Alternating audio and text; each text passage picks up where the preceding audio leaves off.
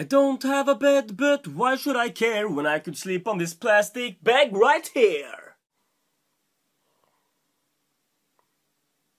That specialize in rescuing young girls from pimps and prostitution. Many of them are looking for